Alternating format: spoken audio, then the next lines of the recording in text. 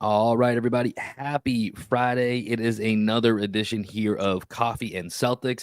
And we got our man on the inside that had boots on the ground for the Celtics visit to the White House yesterday. We got Khari Thompson joining us here to sip a little coffee, talk a little Celtics. It's Green with Envy. You guys know the deal. Let's lock in.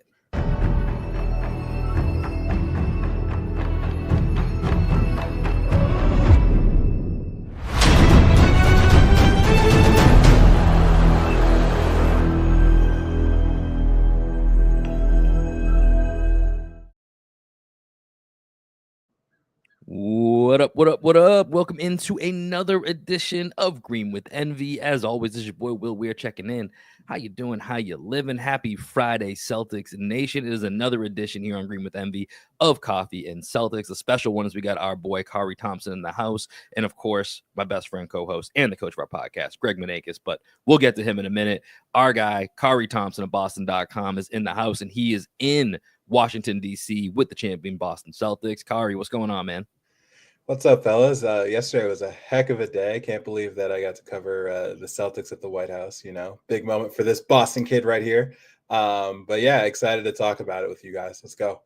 Well, let's get right into it, man. Give us some inside view of what that is, because this is, like you said, to your point, like Boston kid gets to go to the White House. Like this isn't a normal thing, right? This isn't a normal thing to get to be a part of this intimate tradition that has started since I think Biden mentioned this since the 60s with JFK, and the first time the Celtics came to the White House. But champions have always visited the White House the year after winning, and it's few and far between that get a chance to be a part of that setting. So do your best to kind of let me and Greg and the audience in on what it was like to be a part of this. All right, so I'm such a geek about this that like the ceremony started at like 4:30. I showed up as soon as you could. They were like the preset for when the media is allowed in is like 12:45. So that's when I showed up to the gate. And then so I had to walk to the White House press entrance. I had to call and request an escort over to the press briefing room. And I actually sat in on the White House press briefing yesterday with Karen Jean-Pierre. So that was really interesting. And it was wild seeing how small that room is, because you've seen it a million times on TV. It's not a big room. It probably seats like a few dozen people, I guess. Like, I don't know. You're a big guy. Did you stick up? I mean, obviously there's the usuals that are kind of in the room. It's not usually, what are you, 6'5", 6'6"? Like, yeah, I'm 6'6", bro. White House press correspondents are not 6'6", bro. You know exactly. That. Like... That's my point. I thought they're like, yo, what's new here? What's a 6'6" dude doing in the room? Well, my question, Khari, is did anybody confuse you for a Celtics player?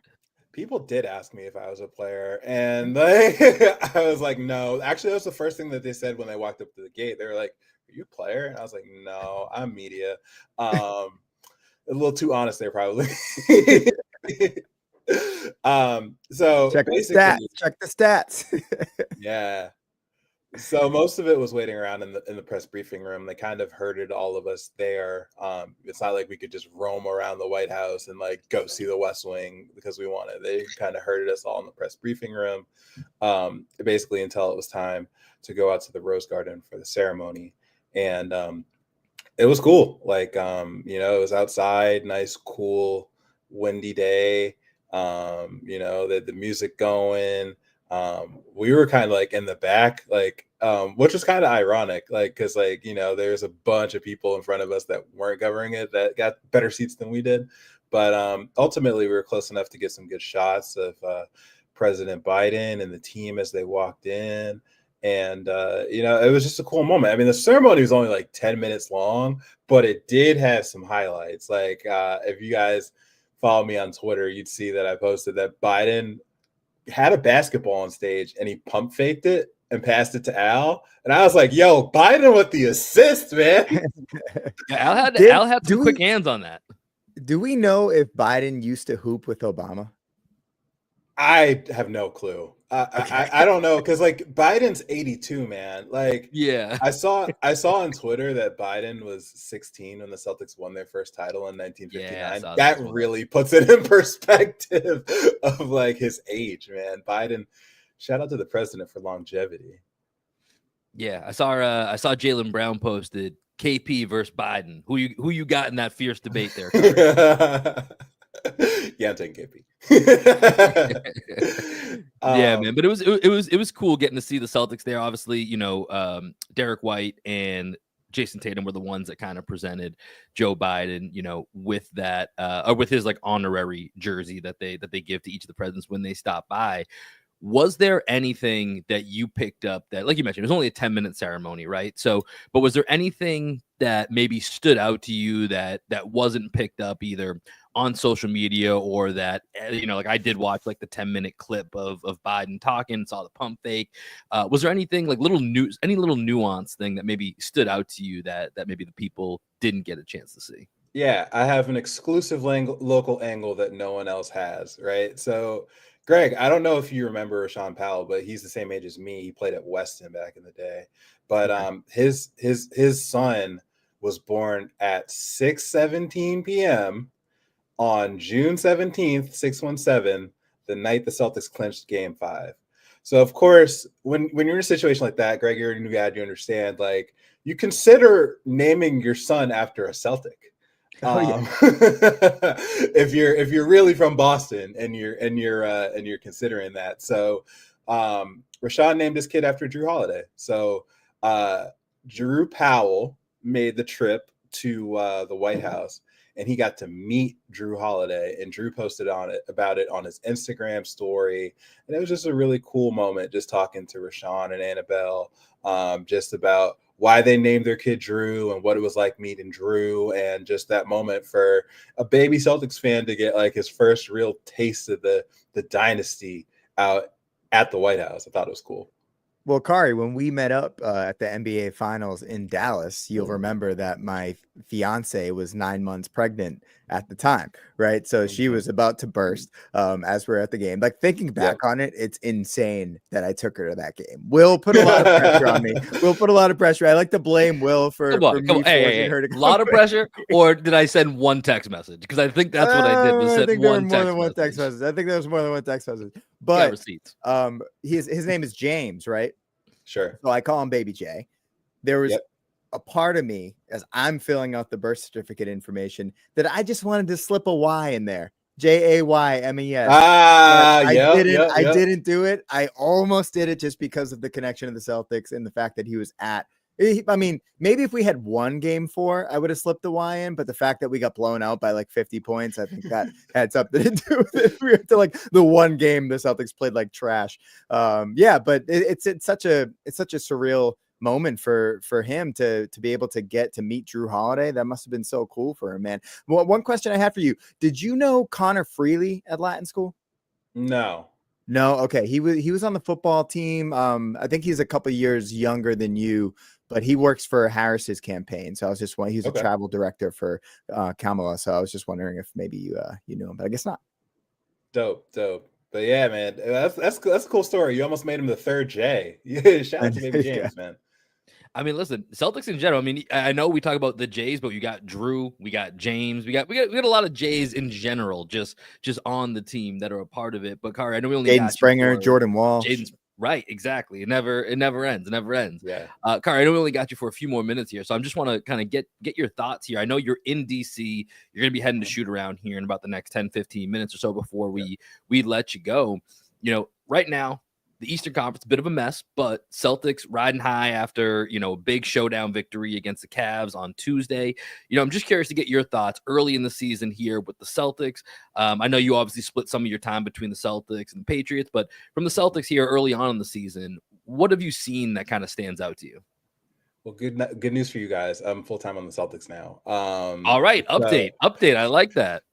So yeah, the Celtics have looked good, man. I mean, I think that their strengths and their weaknesses are both obvious, right? Like they're gonna play Missoula ball, chuck up 53s a game, and hope that they make 40% of them. And most nights that works, and the math works, and 3 beats 2, and they're off to a really good start.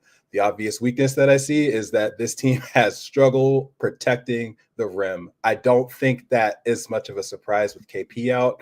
Like, you're relying on Al and Nimi and, Cornette to play, at a high defensive level, and they're good players, but the reality is they're ranked towards the bottom of the league in points in the paint allowed, and that's where teams like the Cavs will get them, because like if you have Evan Mobley going off and you have Donovan Mitchell slashing to the rim at will, like that's where you can really beat this Celtics team, man. Like you can really attack those bigs. You can isolate Nemi on a pick and roll and try to hunt him like the Cavs did.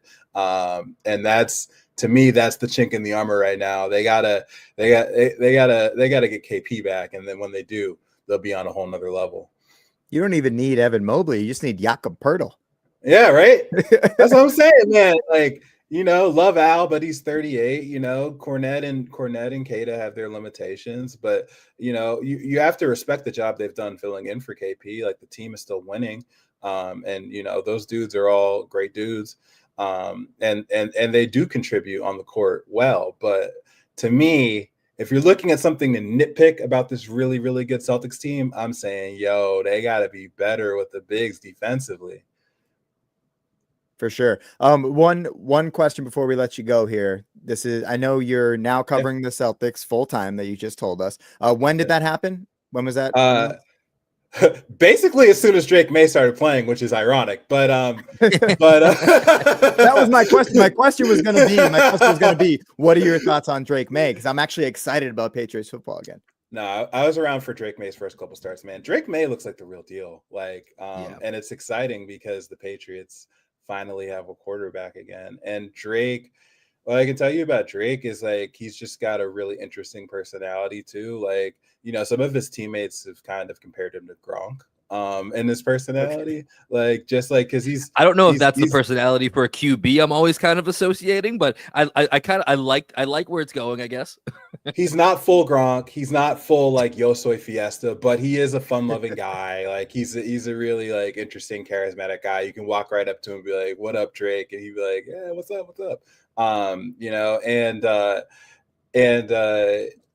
I had a point, but I lost it. But he also seems really mature. Like at age like 22, he's like the leader of that team, which is like impressive because like that team was so dysfunctional. You guys watched it last year. Like even Bill Belichick couldn't get them right. But it seems like now, not only do they have a dude that's talented, but they have a dude that can take command of the huddle and be like, all right, this is what I'm doing. And he doesn't throw his teammates under the bus. He's getting this offense to look like it's competent. I'm very high on Drake, man. You said that we watched it last year. We did not watch it last year. Oh yeah, I mean, I had to watch it for work. You guys did not have to watch it, and I respect that because the team was terrible and it was obvious. No, it's so cool to have a good quarterback again, man. Oh, it's the best, man. It's the best. Now you can watch again. I mean, I'm tuning in. Yeah, it gives us a reason to. I'm still watching. Jacoby Brissett seems like a nice guy. When you can't throw the ball more than 6 yards, it's amazing how much just the threat of a quarterback being able to throw the ball 6 yards, even with a shaky offensive line, makes a massive difference. Well, also like and Greg, you're a former quarterback. It's like sacks are like also a QB stat, bro. Like part of that, like everyone's going, oh, the offensive lines go bad. I'm not saying they're a bunch of ball beaters, but I'm also saying Jacoby took a long time to get the ball out. And that was really tough because he already didn't have a lot of time to work with. So now if you got a slow release and you got a bad offensive line, then like, what are we working with here? You're not putting up points. Slow release, slow, like just getting into his drop. You know what I mean? Yeah. Like he just like he just didn't look like he had it anymore. He had a decent career. He was a backup quarterback. He got his chance as a starter. He was probably a career backup, you know what I mean? And he's back where he belongs as a backup quarterback. And we got the franchise QB, as long as we can keep him healthy, as long as he learns to slide. I think we'll be okay, man, because we don't want like a Tua situation. But I think he's a little bit sturdier than Tua. He seems like he just like already knows how to hit the ground. The first time that he got the concussion, it was kind of on a freak play where somebody hit him from behind as he was sliding. It probably should have been a penalty on that play. And they fined him after. They fined him after too. Okay. Yeah, that makes sense. So they missed it in the moment. But I mean, what I will say about that is that, dude, Drake is not Tua. Drake is 6'4", 230. And probably could put on some muscle too with that frame. Like he's still young. Well, I mean, his brother was a power forward at UNC. His brother was Luke May. Yeah. All his brothers are athletes. Like all of them are pro athletes, and they used to beat up on each other in the backyard. So Drake is kind of built for this. Well, that's exciting, man. I'm excited for you, man, getting to be out there in DC, and now you're covering the Celtics here full time. So you're gonna be on the road with the Celtics here for the rest, like throughout the rest of the road trips, or what does that coverage look like for you? I'll hit some of the big events, but mostly I'll be at every home game and every practice. And then for big stuff like this and some of the marquee ones, I guess I'll be on the road. But mostly stuff at home. Just keeping track of everything as much as I can on an inside basis when they're in Boston. All right, y'all. That's Khari Thompson, Boston.com. Make sure you go check him out. Khari will let you get going so you can get to that shoot around here before the Celtics and Wizards in an NBA Cup game tonight. So you get to see that cool Wizards court. I'll put cool here in quotations here. Cool Wizards court tonight. So we'll let you get out of here, man. But we'll be leaning on you more throughout the season. So appreciate you taking some time to drop by with us. Probably gonna be the coolest thing about the game. Let's go. Good to see you guys. All right, happy for you, man. All right, Khari. Yeah, have a good one, man. Appreciate you, dude. Yeah. All right, y'all. So let's keep it moving here with Coffe and Celtics. Appreciate our guy Khari Thompson of Boston.com dropping through. Greg, I don't know if you were thinking this, but as he was talking about Drake May and being a little bit like Gronk, and he said not full Gronk, all I could think about was Tropic Thunder, which I'm not even a big fan of, but I just thought of never go full Gronk. Like that was just kind of what was going through my head as he was talking about it. But shout out to our guy Khari for coming through. As we mentioned, he's on his way to shoot around to cover the Celtics Wizards, which is happening tonight, Friday. We're recording this obviously Friday morning. That will be an NBA Cup game. Celtics Group C currently in second place, standing at 1-1 with a +2 point differential. So if they're going to actually make a run at this thing and get to Vegas, they got to put up some points tonight, and they got to win by quite a bit. A couple of quick programming notes here for the show. As a reminder, we are going to be recording after the Sunday matinee coming up here Sunday, 3:30 Eastern, 2:30 Central, Celtics and T-Wolves. Following that, we are going to be live across all of our platforms. So YouTube, Twitter, and of course, shout out to our friends over at Bleacher Report. We are going to be live on the Bleacher Report app. So any way that you want to catch us, please come join us. I know it's a Sunday with football going on, but hopefully most of your teams, your game should be done by that time. So come kick it with us. Celtics, T-Wolves should be a good one. And then we'll actually be back on Bleacher Report a week from today following the NBA Cup game for the Bulls and the Celtics. We'll see what the implications are. We'll know more about what's shaken out with the NBA Cup at that point, so we will break it down for you. But for right now, Greg, let's do it's Friday morning. It's Coffe and Celtics. We're still waking up. We're still just kind of getting the day going here. So let's pass the rock and have a little bit of fun. You guys ready? It's the plan, Bobby. We're winging it, Jerry. Yeah! I got the rock now! I got this motherfucker now! What? Never ceases to get a chuckle out of me. But Greg, let's pass the rock here. What do you got for us this morning? Okay. So Blue Sky and Twitter, right? Those are the two big things happening right now in social media world. Last night on our Blue Sky account, you skied something where you claimed that Brandon Miller was the best player on the Hornets over LaMelo Ball. And I need you to elaborate on this. I'm not saying I agree or disagree. Do you want to amend this statement? Were you caught up in the hype of one game versus a proven record of being a legitimate NBA All-Star? I saw Michael Pina tweeted at you from The Ringer. Shout out to Pina. Tell me more about Brandon Miller currently being the best player on the Hornets.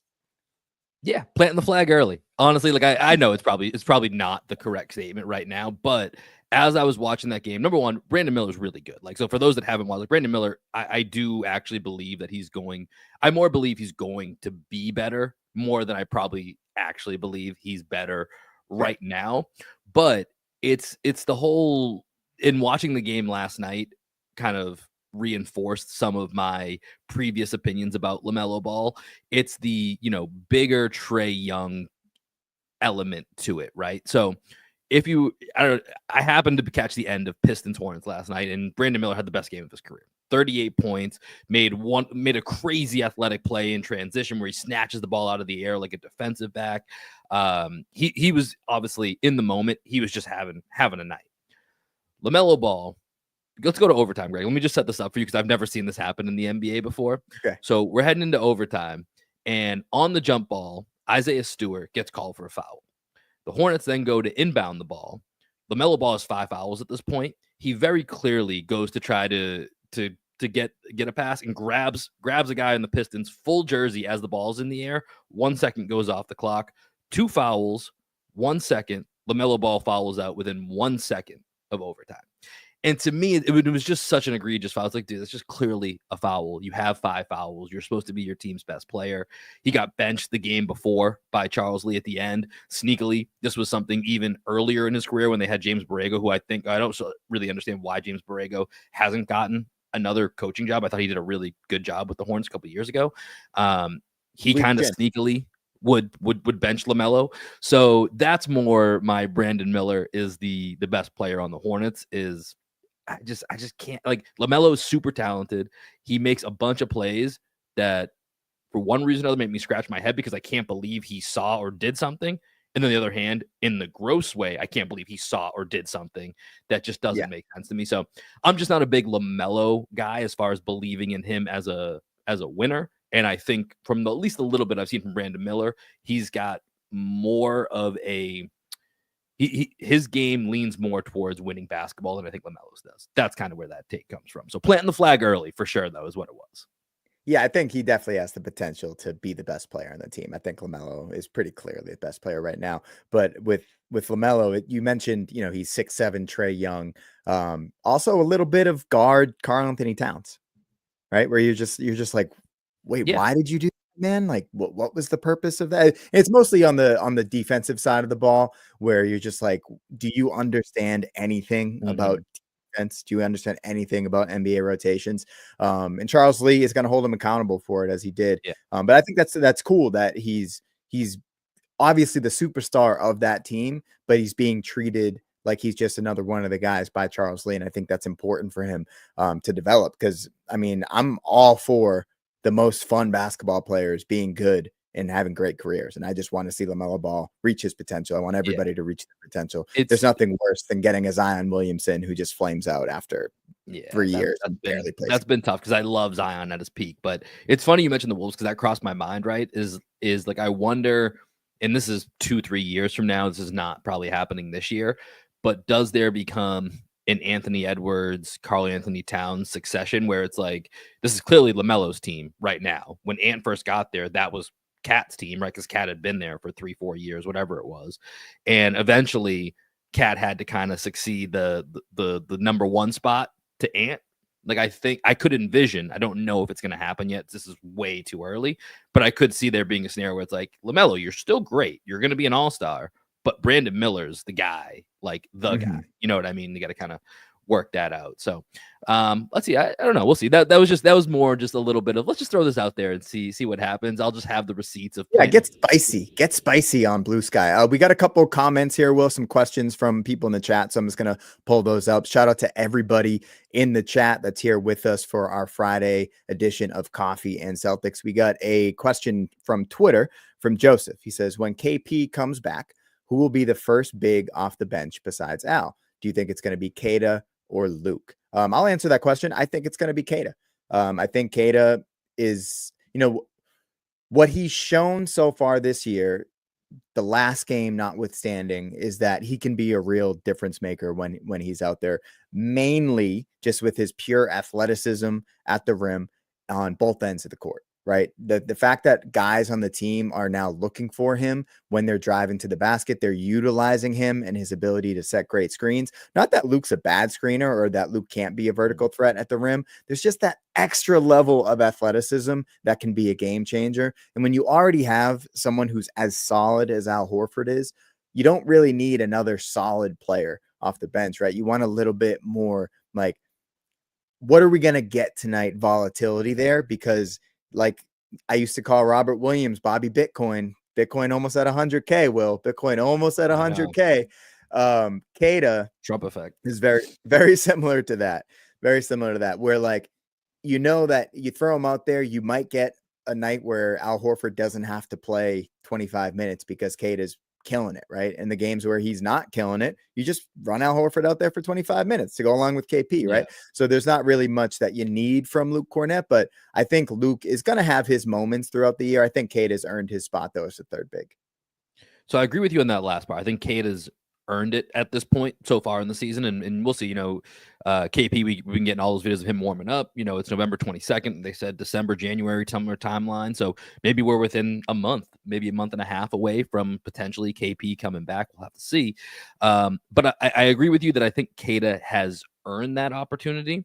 What I think will be interesting to see is, because he is a little bit more up and down, a little bit more volatile, because those minutes are going to be shrunk so much down to, you know, maybe it's 10 minutes, you know, and then obviously in the nights there's back-to-backs, you know, you're going to get more opportunity when Al doesn't play. And KP's certainly going to be sitting out some games here when he comes back. Like, he's not just going to be back into the fire and not miss any games. But on those nights when, to the question being asked by Joseph, you know, if KP and Al are available, and let's say there's another 5 to 10 minutes that need to get filled, I think Cade should and will get the chance. My question would be, because he's so up and down, and like you said, Luke is going to be a little bit more vanilla, going to be a little bit more stable, because it is such a window. Do you want to really play with what could be that ceiling, right? Like, maybe you do want just that stability for that quick 5 to 10 minutes where it's not, oh man, because I mean, you think about that Cavs game, like you said, notwithstanding, he's been really good this year. But in that Cavs game, you throw him out there for that 5 minutes, and let's say it's a playoff game. Let's just do a playoff game, because that's where and maybe they probably wouldn't even play in a playoff game, if we're being honest, but in a big game, in a big spot, and Donovan Mitchell torches him for 3 straight possessions, that could be really, really impactful into the game. And not to say Luke wouldn't get torched, but, you know, obviously maybe there's a little less of that up and downness. And so in that, right, but I don't think it's kind of matchup dependent. I don't think this is a playoff question, right? Because as you said, the playoff rotation is going to shrink. I think this is about a development question and the future of the Celtics. And I think it's about Cade getting all those reps. Good question, though. We got another question from, I'm going to let you see if you can pronounce this name. I just want to see. I think I got it figured out, but I want to see if you can pronounce this. Looks like this is coming in from our guy, Dashosione. I think what it's supposed to be is the chose one, like the chosen one. Got you. The chose one. That makes way more sense. So the chose one. Yeah, I went with an actual name pronunciation there. Yeah, the chose one. That makes way more sense. I'm so glad I had you do that. Question coming in from YouTube here. Do you think the Celtics repeat this season? Appreciate the question, man. I mean, as of right now, I mean, we're 15 games into the season. They're the favorites. Like, I still don't know how you look around the league and you can pick anybody else as the favorites but the Celtics, even though, I mean, you know, Khari mentioned it, like, protecting the rim is an issue. And right now, do you know where they rank, Greg, defensively in the league right now without looking it up? No.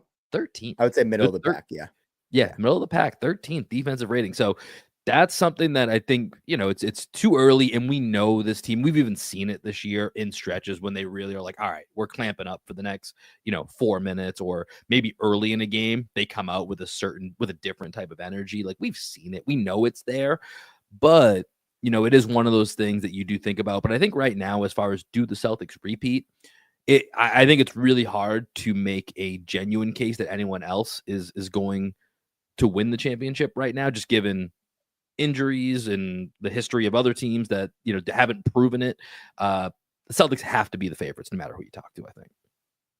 Yeah, for sure. And that'll be a question we'll continue to answer throughout the year. I think they get out of the Eastern Conference, but the West is a beast, man. I think I'm really excited to see the Celtics play the Thunder this year. Obviously, Chet has to get healthy. Hartenstein just came back for the Thunder, so they got a big game too. A little bit more size there. But there's some teams out there in the West that I think are going to really push the Celtics in a 7-game series should we get there.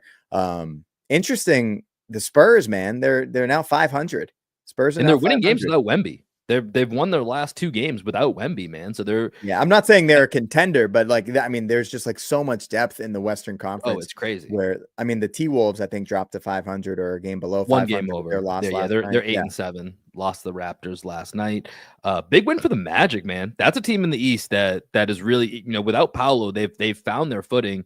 Franz Wagner with the game-winning shot in LA last night. They're now in 2 Anthony Davis missed free throws. They were up 2.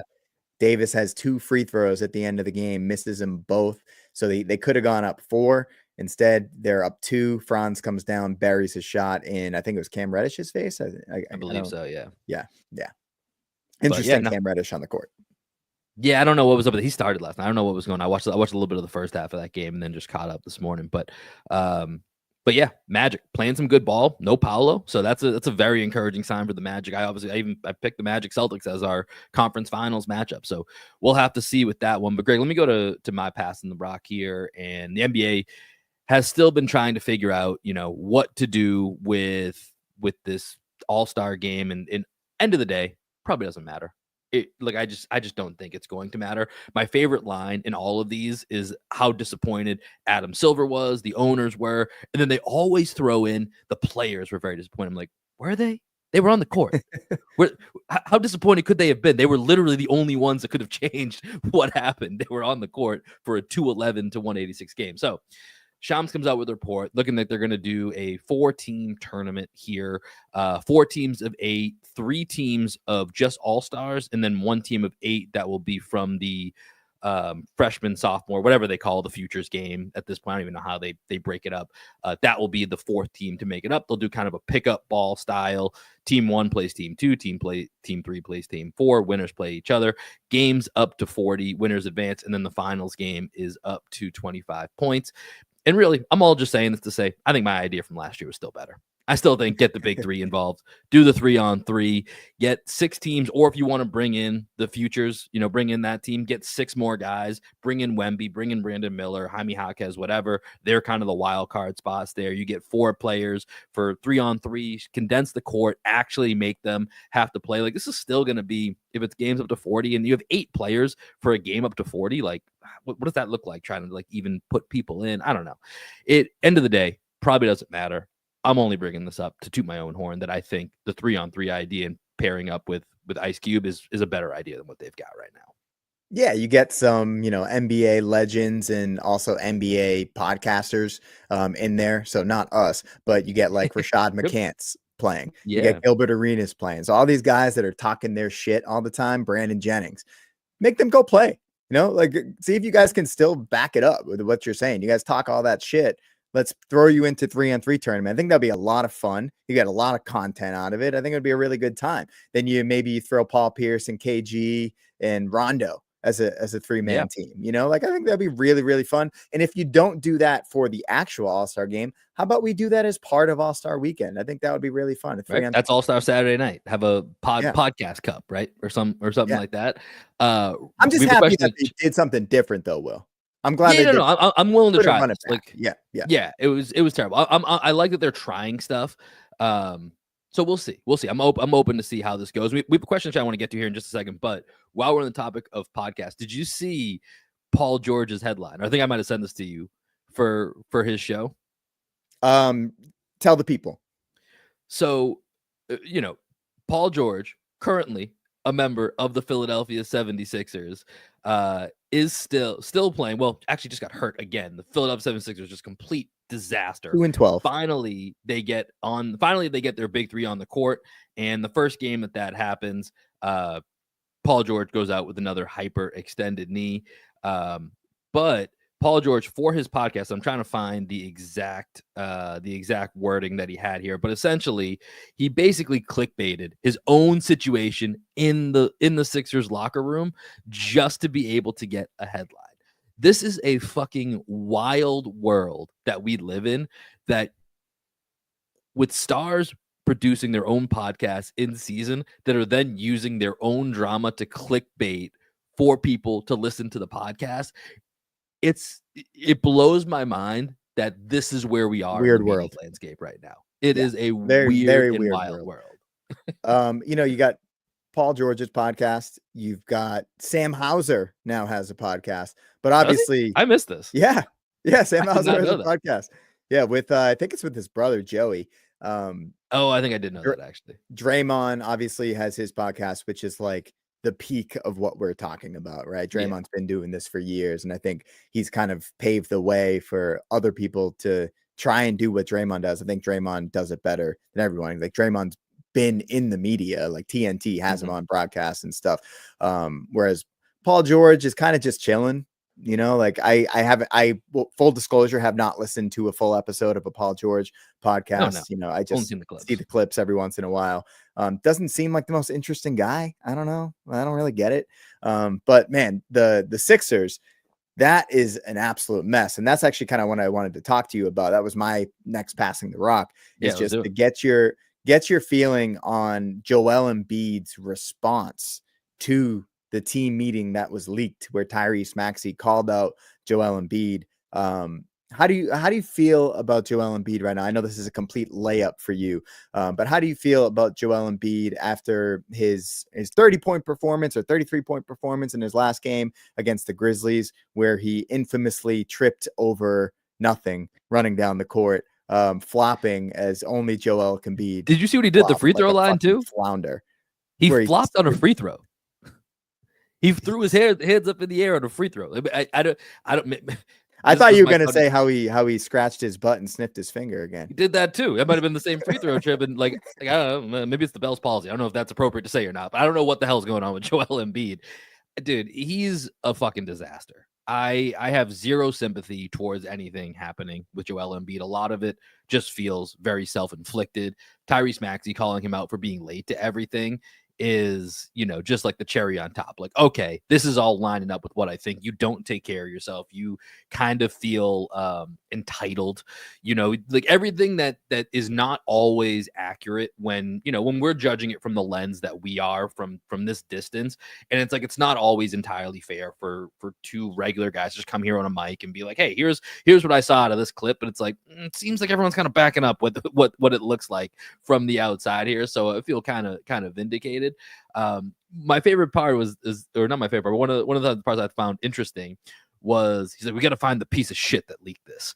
And it's like, first of all, dude, like when you guys don't come out from a press conference for like an hour plus, like they know, the media knows what's up. They literally are there to do their jobs. Like if you guys just went out and did the press conference and then had this meeting and everyone goes home, or you do it the next day, like it probably stays in house and no one knows the difference. But like when you do this right in front of a bunch of reporters, their job is to report what the fuck happens at the game they're at. So I don't really understand like how you're so miffed about this getting out. Like it just doesn't make any sense, as if you haven't been in the NBA for 9 years or whatever it is.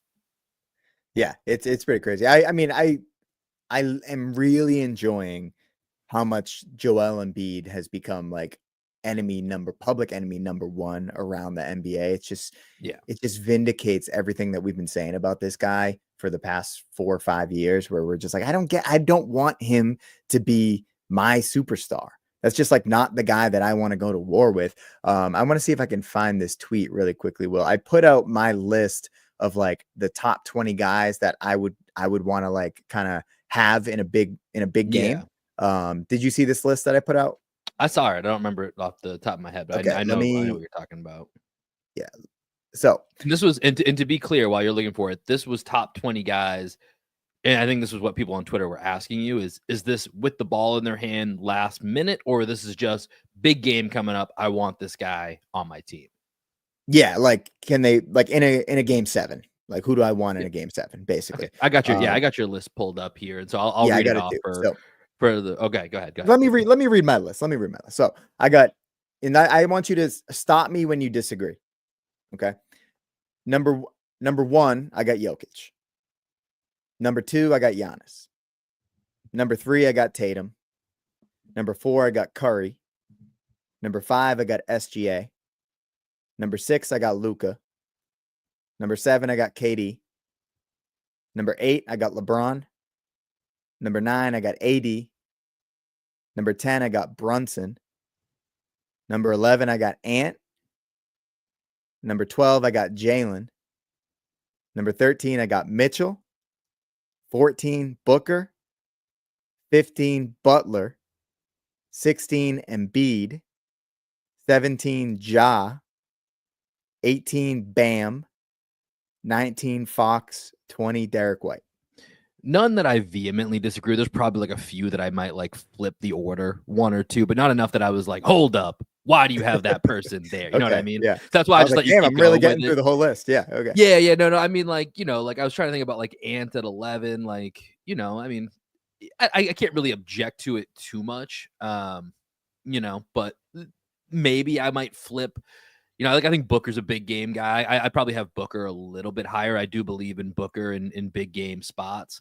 The bottom of the list is like, I think just Derek White even making this list. I'd have to kind of like rack my brain here, see if there's anyone that I think maybe you missed. But like Derek White even being in consideration for this list is like is a huge statement about who Derek White is. And, looking at the East, I think this is the year that Derek White makes the All-Star team. But, him just being on this list, I think is, says a lot. And then kind of looking at the top there, Jokic, Giannis, Tatum, Curry. I'm curious to ask you, Jokic obviously makes a whole lot of sense. Giannis versus Tatum. What's give me kind of the debate there? It's just the sheer physical freakness of Giannis. Like, I just want the best athlete on the court who's 7 feet over the guy who's just more versatile. I think Tatum is a much more skilled player.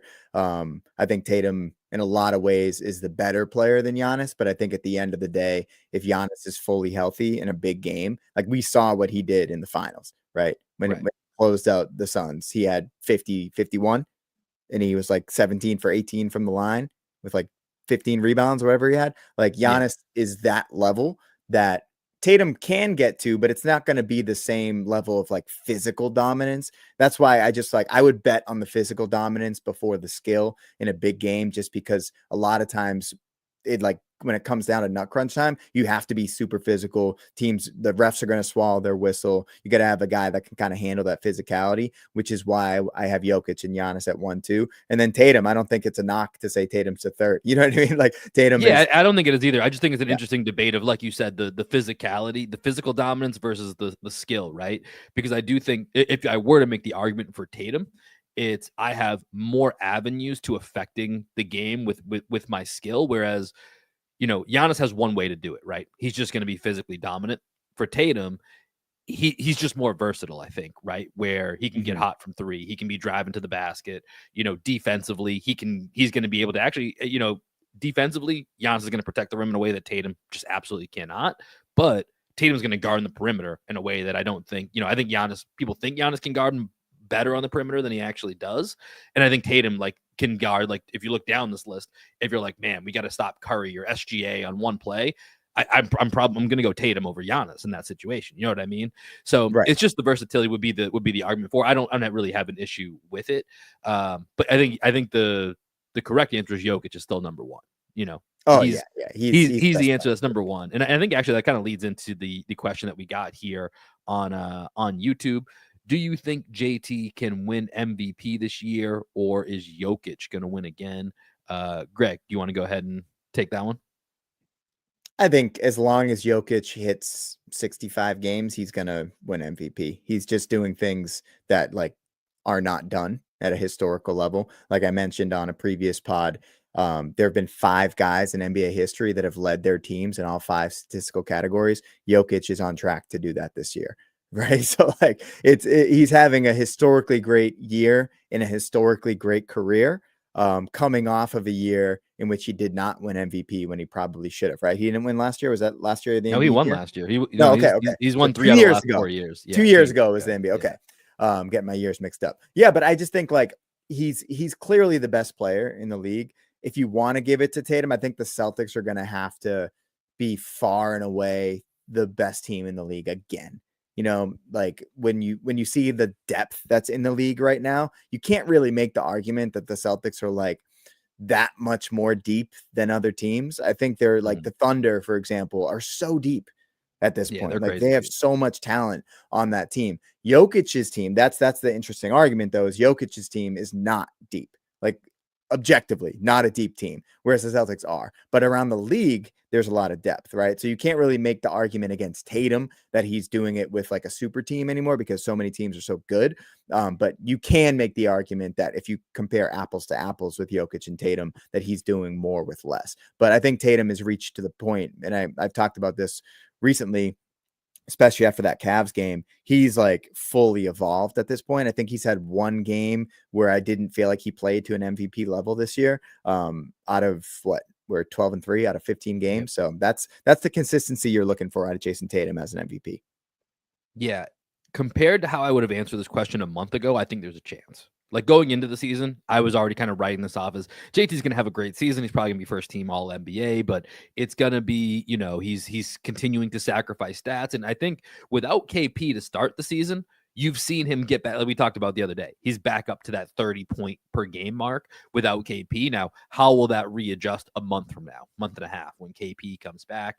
I think that will be something we'll have to kind of keep an eye on. But to your point about Jokic, I just pulled up just kind of his raw stats right now. 29.7 points per game, shooting 56% from the field, shooting 56% from three, shooting 85% from the line, 13.7 rebounds, 11.7 assists. His numbers are outrageous, right? And that's only in 10 games. He's missed the last couple games. Curious to know if you heard your boy Jacoby's thoughts on Nikola Jokic missing time for the birth of his child.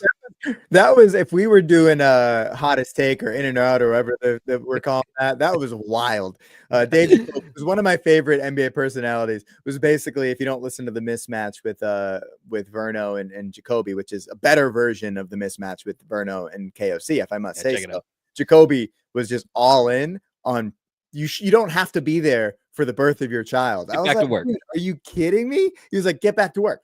Get back to work. That's what you got to do. If you have a job that you like, get back to work. I would rather be at work than be in the hospital where no one's doing anything. Like the wife is just sitting there. She can handle it. Like there are nurses and whatnot. I don't need to be there for 2 weeks. Like, dude, are you kidding me?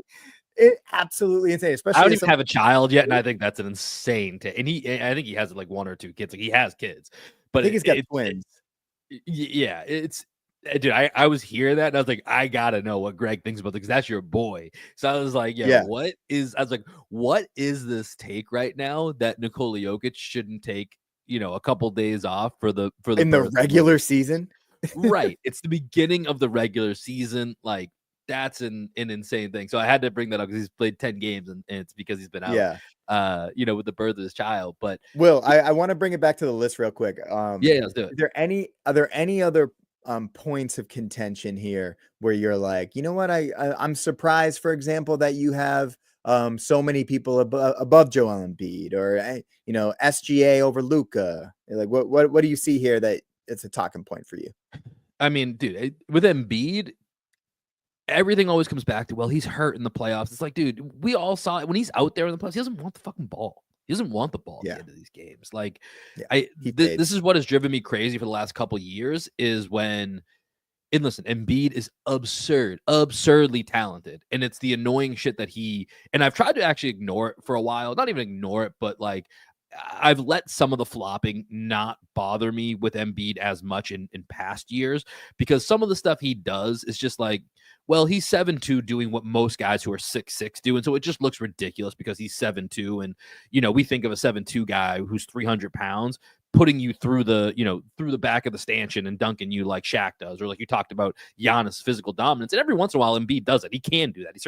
He certainly does that at times, but then he'll go on the perimeter and do a Paul Pierce swipe through and flail his arms and fall back. And, it's just all this stuff that's just very, very off-putting. And what always used to just bug me is Embiid never seemed to get criticized in the way that someone like Jason Tatum did, who has a much better end of game track record than Joel Embiid does, who's beaten Joel Embiid multiple times. And that was kind of what was always very frustrating. And then when you add in his nonsense in the playoffs last year, which that drove me over the line, I'm just fully out on Embiid with how dirty he played in that Knicks series. And now everything else has kind of been trickling down from that. Embiid even being 16, I don't know. Maybe I'm just that far out in Embiid that I just give the ball to De'Aaron Fox over Joel Embiid. I'd rather see De'Aaron Fox with the ball than like, and honestly, like I know I'm part being a little bit hot takey, but part of what made potential for the Sixers going into the year, and it's not working out, is that it was like, you know who does want the ball in their hands? Tyrese Maxey. So yes, Joel Embiid, do your thing for 45 minutes. The last 3 minutes of that game, get the ball to Tyrese Maxey. He's not afraid of the moment. Yeah. He will take the shot. He'll be the guy that should run the Sixers offense if things were working optimally. And then he'll make the decision of when to get it to Embiid, when to kick it out to an open Paul George. And obviously they got other problems where they worry about end of game situations. So that's not really where they're at. But Embiid's a guy who I would honestly, at this very moment, I might just take him off of this top 20 list. I'm sure he'll be back on there at some point, and he's too talented not to be. But anyone else that I think stands out, I mean, Anthony Davis, I think that's one area that kind of jumped out to me a little bit. We just talked about it. He missed 2 free throws last night that would have won them the game. Franz hits the shot.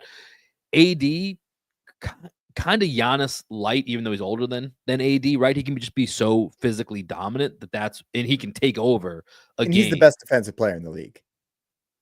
Yeah, I think you can. Yeah, I mean, would you take Giannis or AD? You would take AD over Giannis, you think? Just on the defensive side of the ball, yeah. Yeah. Okay, that's fair. Yeah, I think that's probably right. I wouldn't really have any issues with that. But yeah, I guess AD. I don't know. It's like it's. I'll be honest with you. It's a pretty good list. I don't have an area. Do you have an area that you feel like you were struggling with? That you were like, I don't know, it's so close, or you thought you were reaching that maybe I would react to? I think Brunson at 10. I think Knicks fans would probably get a little bit upset with Brunson being at 10. But when you look at the guys above him, it's like, are you really going to put Brunson over Luka? Are you really going to put him over SGA? Are you going to put him over Khari? He's like 6'1". It's like, he's 6'1", and it's like the shots that he gets off, I'm amazed that he gets them up. I feel like his shot's getting I feel like his shot should get blocked way more than it does, which makes it so impressive how he gets these last second shots off. But he just isn't able to do what the guys in front of him do, in part because of his size. And that's a real limitation. And like I thought it was, it was was it last year? Maybe Perk was like, I don't know if you can win with Jalen Brunson as your number one. I think it was Perk. It was somebody on ESPN. And while Knicks fans were like, that's a bullshit question, of course you can win. It's like, it's a real question. People don't win in the NBA with your 6'1" guard as your best player. Like historically, that's not a thing that happens. So I don't think it's that crazy of a question. So I think him being at 10, even just for that reason, like that makes sense. And he's still ahead of guys like Ant. He's ahead of Jalen. He's ahead of Donovan Mitchell and Booker. I think Mitchell and Booker are two guys that they're probably ones that I would maybe sneak up a little bit. I don't know. I think Mitchell has the best case to sneak up. Like Booker, there's so much underwhelming about him, and he's so talented. And like, I love his mentality. His end of game, his elimination game stats are god awful. And he's just like, he's pretty streaky, right? He's such a mid-range heavy player that if the mid-range isn't falling for him, people say he's a good defender. I don't really see it. I think he's an average defender. I think I think it's comparative. He's a willing what defender. His reputation was at one point. Yeah, that's he's a willing defender. Mitchell, though, exactly. I think Mitchell's the guy that at the end of the year, I could see him being like a top 7 guy on this list, especially as the Cavs continue to go into like the national narrative right now, being one of the best teams in the league. Mitchell is so goddamn good. Like you cannot stop that guy in an isolation situation in a late game, right? Like he's so talented. And the fact that he can be a little bit more of a risk taker on defense and uses athleticism because he's got those 2 bigs behind him, I think that allows him to kind of like use those athletic gifts that he has, and like the 7-foot wingspan being 6'3", you know what I mean? Like he's such a physical freak that I did love Donovan Mitchell. I love his mentality. So I could see him sneaking his way into the top 7 there. Yeah, honestly, now that we're talking about it, I would probably have Mitchell at that 11 spot, just push everybody else down 1. I think that's probably I'd have him over Jalen and Ant. I think now that we're talking through this, just with he's a little bit more versatile offensively than Jalen, and I just trust him more than I trust Ant late, would be kind of my case for it. Ant's season's been interesting, man.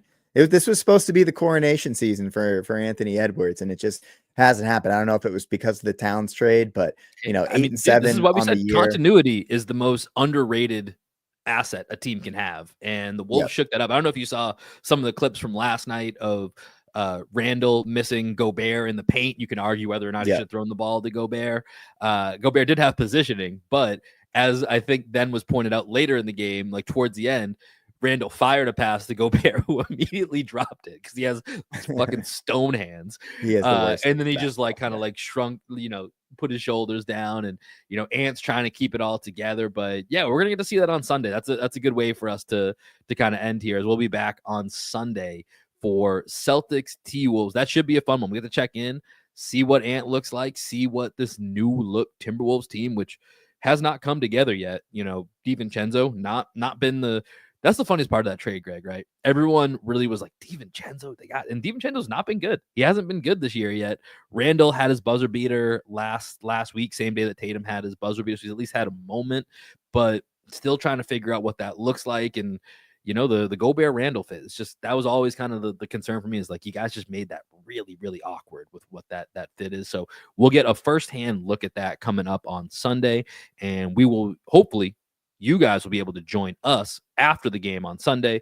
We'll be live on YouTube, live on Twitter, and streaming through the Bleacher Report app. Shout out to our friends over at Bleacher Report.